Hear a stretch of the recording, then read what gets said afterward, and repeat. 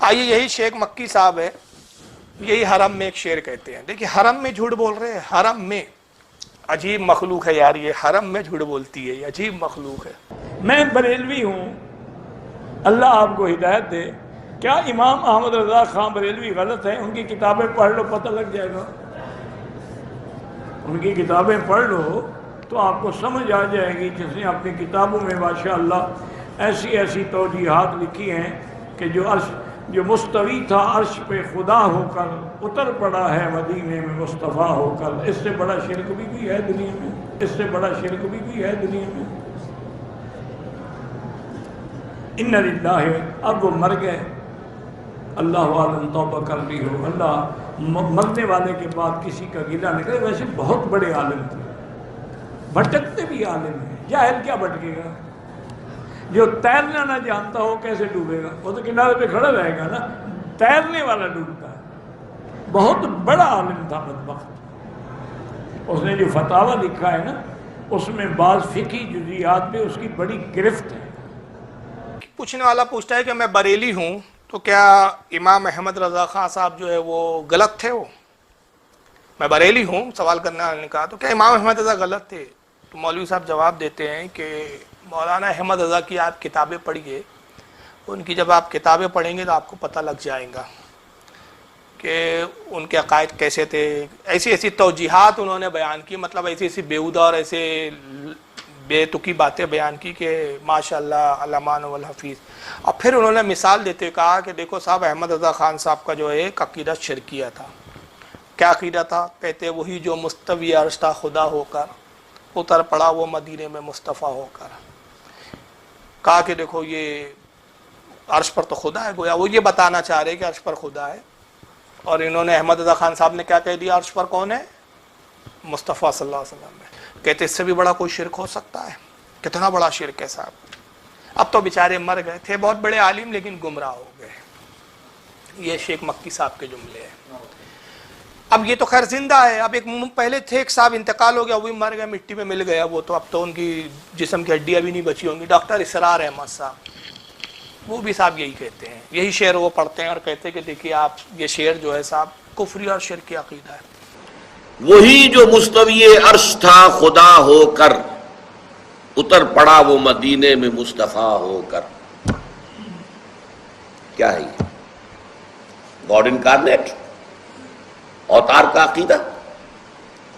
وہ اوتار کا عقیدہ چاہے رام چندر جی کے لیے ہو، کرشن جی کے لیے ہو، یا محمد مصطفیٰ صلی اللہ علیہ وسلم کے لیے ہو، عقیدہ تو ایک ہی رہے گا. اور یہ آپ کے علم میں ہونا چاہیے. شعر کس کا ہے؟ مولانا احمد رضا خان صاحب بریلوی. اور یہ آپ کے علم میں ہونا چاہیے. شعر کس کا ہے؟ مولانا احمد رضا خان صاحب بریلوی. لیکن یہ بھی نوٹ کر لیجیے ساتھی کہ ان کے مسلک کے ایک بہت بڑے عالم جو لاہور میں ہوتے تھے، مولانا محمود احمد رضوی، مرحوم، ان کا انتقال ہو گیا ہے. روزنامہ پاکستان میں ایک دفعہ ایک فورم میں بعض لوگوں نے یہ مسئلہ چھیڑ دیا کہ مولانا احمد رضا خان صاحب بریلوی، انہوں نے تو یہ شعر کہا ہے، وہی جو مستوی عرش تھا خدا ہو کر اتر پڑا وہ مدینے میں مصطفیٰ ہو کر. تو مولانا محمود احمد رضوی صاحب نے فرمایا کہ اس پر ہمارا عقیدہ نہیں ہے، یہ ہمارے عقیدے میں شامل نہیں ہے. انہوں نے اعلان برات کیا. اوتار کا عقیدہ ہے یہ. ہندوؤں کیا ہے نا وہ اوتار کا عقیدہ کہ صاحب جب پاپ بڑھ جاتے ہیں تو وہ ایشور جو ہے نعوذ باللہ من ذالک خدا جو ہے وہ اوتار لیتا ہے. تو کہتے ہیں کہ یہ اوتار کا عقیدہ ہے کہ صاحب عرش پہ بیٹھے ہوئے تھے مصطفیٰ، خدا بن کر زمین پہ اتر پڑے.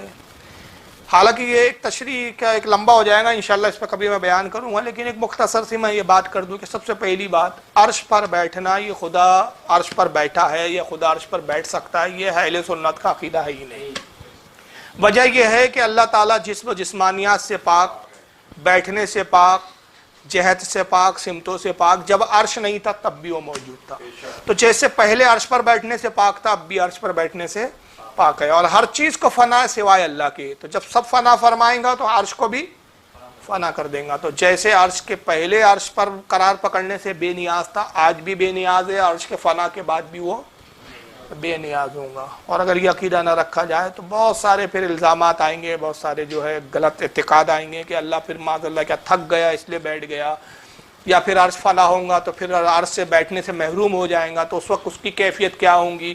تو اس کی ذات میں تغیر پایا جائے گا، اور اللہ کی ذات میں کوئی تغیر نہیں ہے۔ لیکن اب یہاں ڈاکٹر اسرار صاحب بڑے طاؤ میں کہتے ہیں آپ کو معلوم ہونا چاہیے کہ یہ شعر کس کا ہے؟ یہ مولانا احمد رضا خان صاحب بریلوی کا شعر ہے۔ کس کا شعر ہے؟ آپ کے علم میں ہونا چاہیے بات، حالانکہ افسوس کی بات ہے بیچارے اب مر گئے، مٹی میں مل گئے، اور اللہ جانے کس عذاب سے گزر رہے ہوں گے۔ خود ان کے علم میں نہیں تھا کہ یہ شعر اعلی حضرت کا نہیں ہے، یہ لوگوں کو بڑے طاؤ میں کہہ رہے کہ آپ کے علم میں ہونا چاہیے کہ یہ شعر مولانا احمد رضا خان بریلوی کا ہے۔ اور یہ بیچارہ شیخ مکی، یہ تو اندھا معذور آدمی ہے، حرم میں بیٹھ کے ابو جہل والی حرکت ہے، اس بیچارے کو بھی نہیں معلوم کہ یہ شعر اعلی حضرت کا۔ میں نے کہا نا پہلے جھوٹی کتاب گڑو، جھوٹے شعر کسی منسوب کرو ادھر ادھر کے، کئی کی بھی لاؤ، کسی پہ بھی تھوپو اور اس کو مشرک قرار دو، اور اللہ کے رسول فرما رہے جس کو کافر کہا وہ کافر نہیں تو کفر کیا ہوگا؟ خود ہی لوٹ رہا ہے ان پر، ان کی اوقات نہیں ہے کہ اعلیٰ حضرت کو یہ معاذ اللہ کچھ کہے۔ اعلیٰ حضرت کی تو شان وہ ہے کہ تیری دوزخ سے تو کچھ چھینا نہیں، خلد میں پہنچا رضا پھر تجھ کو کیا۔ یہ تو اعلیٰ حضرت کی شان ہے، ان کو تو یقین کامل تھا، یقین کامل سے بھی اعلیٰ منزل پر تھے کہ رسول کی محبت اور حضور کے دین کی خدمت کے صدقے میں جنت یقینی ہے۔ اس لیے کہتے ہیں کریم اپنے کرم کا صدقہ، لئی میں بے قدر کو نہ شرما تو، اور رضا سے حساب لینا، رضا بھی کوئی حساب میں ہے۔ یہ اعلیٰ حضرت کی شان تھی۔ پھر اس کے بعد اور دوسرا جھوٹ گڑا اپنی بات کو وزن دینے کے لیے ڈاکٹر اسرار صاحب، یہ بڑے بڑے اوتھینٹک پرسن لوگ تھے بھائی، بڑے، لیکن اتنے بڑے جھوٹے تھے یہ۔ لیکن صرف کیا تھی؟ بولنے کا ایک اسٹائل، لوگ اسٹائلوں پہ فدا ہو گئے صاحب، اور سمجھ نہیں پائے کہ کتنے جھوٹے اور مکار لوگ بیٹھے ہیں ممبروں پہ اور خطیب بن کے خطابتیں کر رہے ہیں۔ ہم مر گئے اب یہ تو، لیکن شیخ مکی تو زندہ ہے۔ تو میں ان شیخ مکی صاحب کو کہتا ہوں کہ چلو آپ ثابت کر دو کہ اعلیٰ حضرت کا شعر ہے، زندگی بھر غلامی کروں گا تمہاری، ثابت کر دو یہ شعر اعلیٰ حضرت کا ہے صاحب۔ پھر اسرار احمد صاحب زور دیتے ہوئے کہتے ہیں کہ صاحب ان کے مسلک کے، یعنی اعلیٰ حضرت کے مسلک کے ایک عالم تھے لاہور میں، تو مولانا محمود احمد رضوی صاحب، ان کے سامنے شعر آیا، یہ بات چھڑی کہ صاحب مولانا احمد رضا نے اس طرح کا شعر کہہ دیا ہے، تو انہوں نے واضح طور پر کہا کہ یہ ہمارا عقیدہ نہیں۔ بات تو بات کی ہے جی، عقیدہ نہیں، پہلے تو اعلیٰ حضرت کا شعر ہی نہیں، تو یہ قصہ بھی پورا کر ڈالا اس کے لیے۔ اب میں آپ کو بتاتا ہوں کہ یہ شعر ہے کس کا۔ یہ ہے میرے پاس اوریجنل کتاب، اوریجنل جی، دیوان آسی۔ کہاں سے چھپی ہے صاحب؟ یہ انجمن فیضان رشیدی، مٹیا بروج، کمرہٹی، کلکتہ، انڈیا، کلکتہ سے چھپی ہے۔ یہ ہے دیوان آسی المعروف بہ عین المعارف۔ کس کی لکھی ہے؟ مولانا شیخ عبدالعلیم آسی غازی پوری۔ ان کی ولادت 19 شعبان 1250 ہجری کو ہوئی تھی۔ حالانکہ ان کے شعر میں جو ہے تعویلات ہے، اور علماء نے تعویل بھی پیش کی ہے اس کی، لیکن یہ شعر اعلیٰ حضرت کا نہیں بلکہ کس کا ہے؟ ان کا ہے، دیوان آسی میں، دیوان آسی کے اندر ہے۔ اس کے اندر یہ شعر ہے، پورا انہوں نے جو ہے وہ شعر لکھا ہوا ہے۔ تو خیر میں پڑھتا لیکن وقت زیادہ ہو جائے گا۔ تو یہ دوسرا ایک انہوں نے جو ہے فریب سے کام لیا، دوسرا ایک مکر کھیلا کہ پہلے جھوٹی کتابیں گڑی گئی، کوئی کتاب میں اور تھا، کسی اور پہ کچھ منسوب کر دیا گیا، جیسے کہ سیرت غوث پاک ایک کتاب کا میں نے حوالہ دیا، شیخ مکی صاحب کا بیان کیا کہ صاحب ان کا بھی یہ حال تھا کہ اعلیٰ حضرت کے کھاتے میں کسی اور کا شعر پہلے ڈال دیا اور اس پر پھر شرک کا فتویٰ لگا دیا۔ اور کہاں بیٹھ کے کہہ رہا ہے یہ؟ اسی لیے ہم کہتے ہیں کہ اب یہ نہ دیکھو کہ صاحب حرم سے بول رہے ہیں تو جھوٹ کیسے بولیں گے۔ بہت سارے لوگ لاتے نا، یہ مکے کا عالم کیسے غلط ہو سکتا ہے، مدینے کا عالم کیسے غلط ہو سکتا ہے۔ ارے اللہ کے بندے، ابو جہل مکہ میں ہی رہتا تھا اور سب سے زیادہ جھوٹ وہی بولتا تھا۔